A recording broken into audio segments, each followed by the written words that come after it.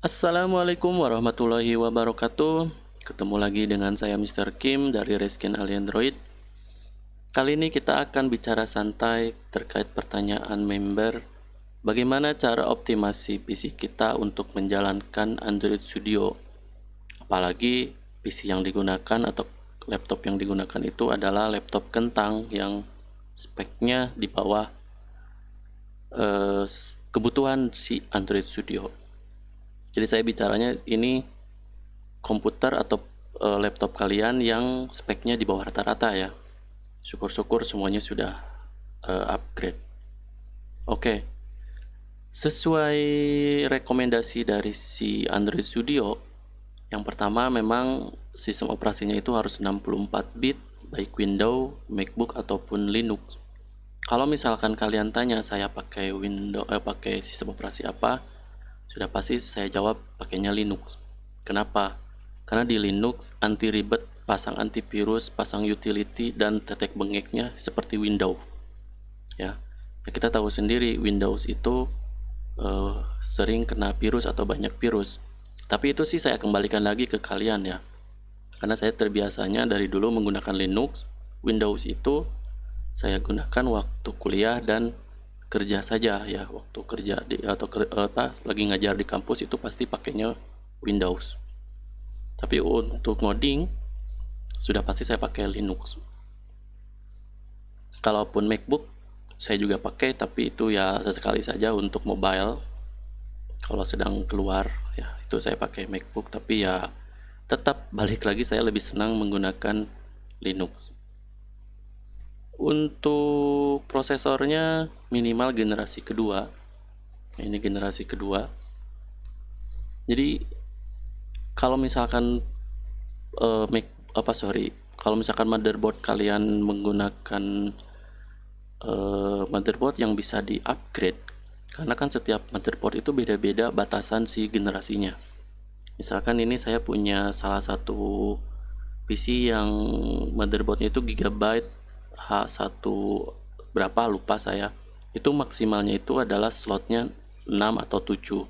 Nah, akhirnya saya upgrade PC tersebut menjadi prosesor Core i7 generasi ke-7 ya. Jadi saya pakai yang paling batasnya. Tapi ya itu, mengganti prosesor itu tidak semurah mengganti RAM atau hard disk ke SSD. Jadi harus dilihat juga kondisi dompet kita ya. Jadi saya sih kemarin cari yang baru itu susah, mungkin sudah nggak diproduksi atau sudah masih diproduksi, hanya saja di kota saya Cianjur nggak ada. Jadi saya cari yang bekas dan ketemu Core i7-nya itu kisaran 2 juta, padahal itu bekas ya. Padahal itu bekas, jadi masih lumayan ya. Nah sekarang untuk RAM 8 GB ya. Kalau misalkan banyak yang curhat, yang konsul, memang rata-rata RAM yang digunakannya tuh kalau nggak 4 GB ya 4 GB atau 8 GB. Jadi rata-rata sih yang curhat lemot itu kisaran 8 GB-an lah. Nah itu kalau misalkan pakai PC ya enak ya, kita cukup lihat slotnya saja, masih ada slot atau tidak. Cuman saran saya untuk mengganti RAM itu kapasitasnya harus sama. Jadi kalau misalkan kalian ada 2 slot, terus kalian tambahkan menjadi 4 plus 4 kan 8 GB. Terus kalian menggantinya menjadi 12 GB 4 plus 8. Itu saya nggak tahu kondisinya akan seperti apa, karena selama ini saya mengganti RAM itu pasti kapasitasnya sama, 4 plus 4, 8 plus 8, 16 plus 16, tidak pernah beda kapasitas. Jadi silakan googling sendiri nanti resiko mengganti RAM beda kapasitas ya. Itu harus kalian pikirkan juga. Nah masalahnya adalah jika ini laptop kan slotnya kadang satu atau kadang RAM-nya itu malah sudah tertempel di PC, di laptopnya nggak bisa dicabut, itu kadang ada. Bagaimana solusinya? Solusinya adalah lihat si disknya atau si memorinya itu pakainya hard disk atau SSD. Ya syukur-syukur sudah SSD. Ya syukur-syukur sudah SSD. Cuman kalau misalkan kalian masih HDD atau hard disk, saya sarankan kalian ganti ke SSD. Nah ini mau PC mau laptop juga sama. Saran saya kalian ganti ke SSD. Mengganti hard disk ke SSD itu kecepatannya sangat signifikan. Saya pribadi menggunakan sistem operasi menggunakan hard disk dengan SSD itu sangat jauh sekali bootingnya, membuka aplikasi dan yang lainnya itu lebih cepat menggunakan SSD. Nah, ini kasusnya apabila RAM kalian sudah tidak bisa ditambah, maka lihat ke disknya apa masih menggunakan SSD atau apakah masih menggunakan hard disk atau sudah SSD. Kalau misalkan masih menggunakan hard disk, saran saya ganti ke SSD. Ya kisaran 400.000 lah. Ya, kisaran 400.000. Kalau misalkan ada kasus seperti ini. Laptop sudah 8 GB, tapi disk masih hard disk. Apa yang harus saya upgrade? Saya pasti milih nge-upgrade SSD dulu daripada menambah RAM ya. Kalau saya.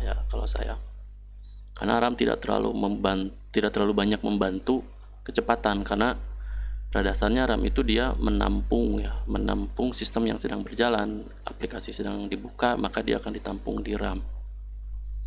Jadi kalau misalkan mengganti ke SSD, baca dan tulisnya itu lebih cepat. Nah, tapi ada kondisi lagi yang seperti ini.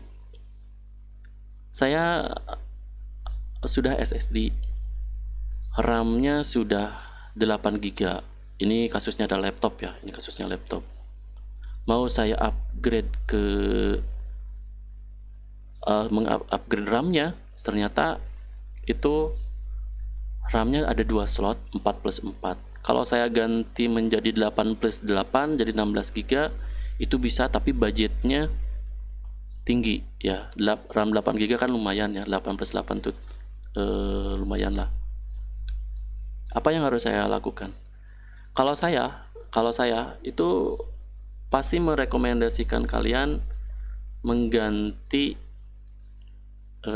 CD-ROM kalian. Itu pun kalau PC laptopnya itu ada CD-ROM ya. Saya akan mengganti CD-ROM menjadi SSD. Jadi si CD-ROM itu kita buang. Dan ganti menjadi SSD. Karena kan sesuai dengan materi hari ini itu adalah laptop kentang. Biasanya laptop kentang, laptop jadul itu masih ada CD-ROM ya. Nah, si CD-ROM ini kalian ganti menjadi SSD. Jadi nanti SSD-nya ada 2. SSD untuk sistem dan membuka aplikasi Android Studio. SSD yang ini untuk menyimpan SC. Jadi membuka SC-nya itu di SSD kedua. Jadi baca tulis sistem ke SSD 1, baca dan tulis source code ke SSD 2. Itu saya sudah praktikkan, memang sangat cepat ya, baik itu membuka, menulis dan membuat suatu aplikasi itu sangat cepat sekali ya. Beda lah antara SC-nya di SSD yang sama, Android Studio-nya di SSD yang sama, sistemnya di SSD yang sama. Itu beda sekali dengan memisahkan baca dan tulis antara SC dan sistem menjadi 2 SSD. Itu silakan dicoba sendiri. Cuman biasanya laptop yang paling terbaru justru CD-ROM-nya sudah nggak ada kan ya, jadi mungkin solusinya ya melakukan up RAM kalau seperti itu. Nah, terus ada lagi kasus misalkan sudah pakai CADI, sudah RAM-nya 8 GB karena mungkin itu maksimal 8 GB. mau di-upgrade ke 16 itu nggak bisa karena maksimal dari si motherboardnya 8 GB. SSD juga sudah terpasang. Tapi masih terasa lemot untuk membuka Android Studio, apalagi untuk menjalankan emulator. Nah, di sini adalah mulai pilihan kalian antara menggunakan sistem operasi Windows atau Linux. Maka silakan, saya merekomendasikan untuk mengubahnya ke Linux. Saya pakai Linux Ubuntu versi 21. Itu sangat cepat ya, jauh sekali dengan kecepatan Windows dengan spek yang sama lah mungkin. Itu sangat jauh sekali. Bisa kalian lihat review-review dari YouTuber atau dari blogger, perbedaan Windows dengan Linux, perbedaan harddisk dengan SSD, itu pasti banyak yang merekomendasikan mengganti ke SSD dan mengganti ke Linux. Oh ya, untuk SSD yang dilihat itu adalah baca dan tulis ya. Jadi jangan melihat murahnya suatu SSD saat kalian beli ternyata nggak optimal. Itu karena biasanya kalian lihat murahnya, tidak melihat baca dan tulisnya ya. Ya, uang mah nggak pernah bohong ya. Oke, sekian mungkin dari saya untuk cuap-cuap hari ini. Semoga bermanfaat. Semoga kalian sehat selalu. Wassalamualaikum warahmatullahi wabarakatuh.